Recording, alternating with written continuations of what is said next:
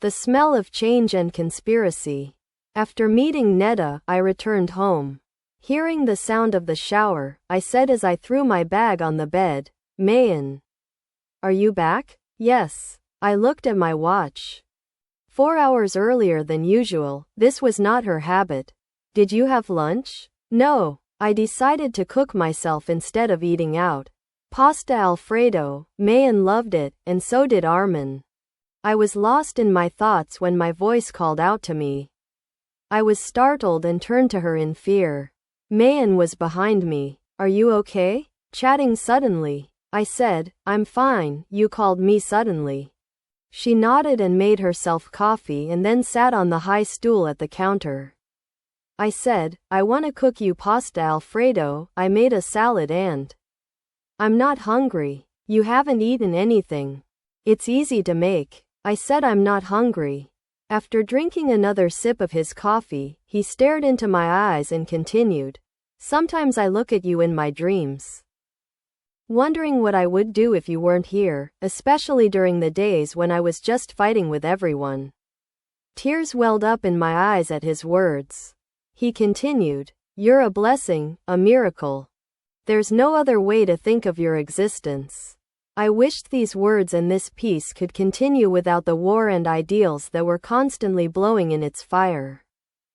He reached out and wiped my tears, but until I express my interest, you'll cry, so don't expect too much from me.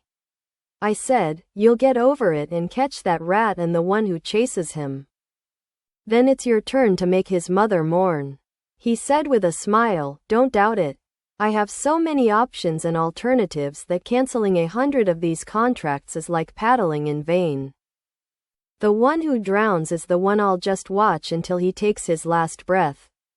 I held my smile to convey my happiness from his words to him. Someone? How are you sure? Maybe it's a company that wants to stop you. My company, after all, someone has a spy. I've taken a lot of hits from these blows, but I don't even feel it like an ant kicking a fish. It's just that it might break its own arms and legs. I didn't feel good, I was limping somewhere. During this time, it was as if my courage had run out. During this time, I had achieved many things. To change the subject, I said, let's cook an omelette. And I put the ingredients on the table. He nodded and put his hands under his chin and started watching me. Bahram called. My frown deepened and I stopped working. Money? Why didn't you give it to him? Knock, he wanted to tell me that they missed you. Well, did you say Nien? Yes.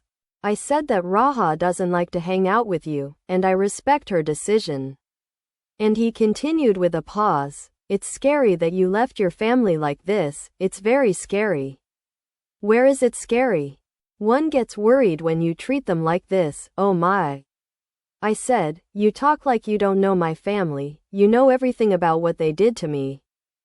Then what does my encounter with my family have to do with the others? If you want to say something, say it clearly, you know how much I hate talking in a vacuum. He was taken aback and tried to control his smile. What's wrong, Raha? I really didn't mean it. Why are you getting guarded? I didn't get my guard up, but you didn't say it without meaning. You're always looking for meaning in my words, maybe the problem is you. I looked at him and got busy again. I get angry when you talk about my family. Okay. He left the kitchen and said, in my study, the food is ready, call me. I had traded everything, even my decency, to get the things I had and to eliminate my fears, but I shouldn't have lost. I wasn't the loser in this game. I took my cell phone out of my pants pocket and texted Armin, we need to talk, urgently.